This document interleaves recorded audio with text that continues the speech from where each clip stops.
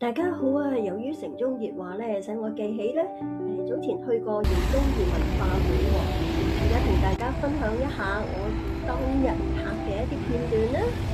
喺美孚地鐵站 B 出口，經過美麗道，過咗紅綠燈就向右行，沿住中華電力嘅變電站前行，就會見到部升降機搭上去就係接駁到個天橋，天橋上面已經睇到饒宗頤嘅原本一啲嘅指示牌，依住啲指示牌行，就會出到去青山道，咁再向左行上去，其實係斜路嚟嘅。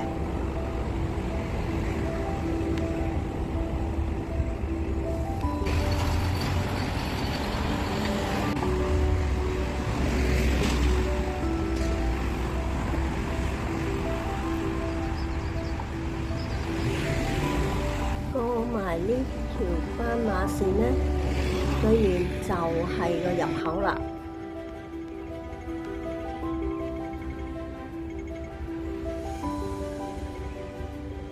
由於嗰日呢係星期二啊，係所有嘅展館呢都係關閉嘅，咁都係好事，因為呢可以靜靜咁樣喺度參觀四周嘅園林啦，周圍嘅建築物。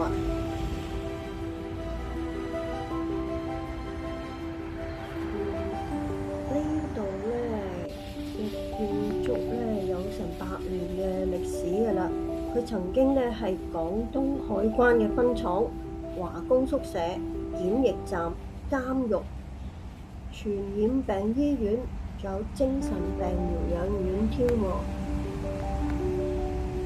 而家咧就以饒宗頤國學大師命名，傳承中國文化同埋推動交流使命喎。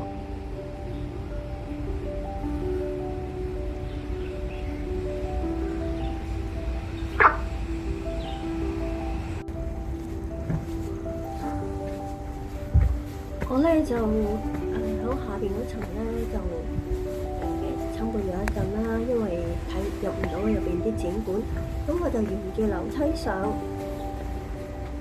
真係好難得咯。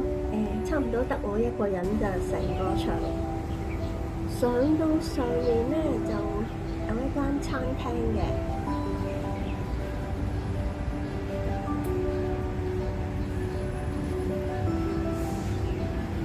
呢度就係翠雅山房啊，真係幾恬靜同埋舒服嘅個感覺。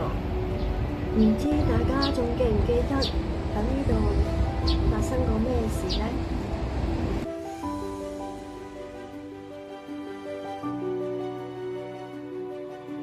下面嘅建築呢，就係採用咗英式嘅紅磚同埋中式簡雅屋頂，俾人一種好簡約嘅感覺。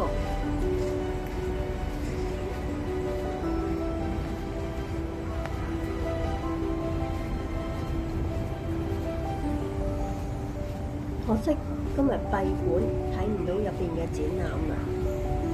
能夠獨自喺呢個咁優美嘅環境嗰度參觀，睇到周圍嘅花啊、草啊、樹木，同埋好有歷史味道嘅建築，都係一件賞心樂事嚟㗎。既然嚟到美孚，就一定要去文記粥品嗰度食返碗粥啊！我真係好大碗喎，今晚唔使食飯。多謝大家收睇，下次再見，拜拜。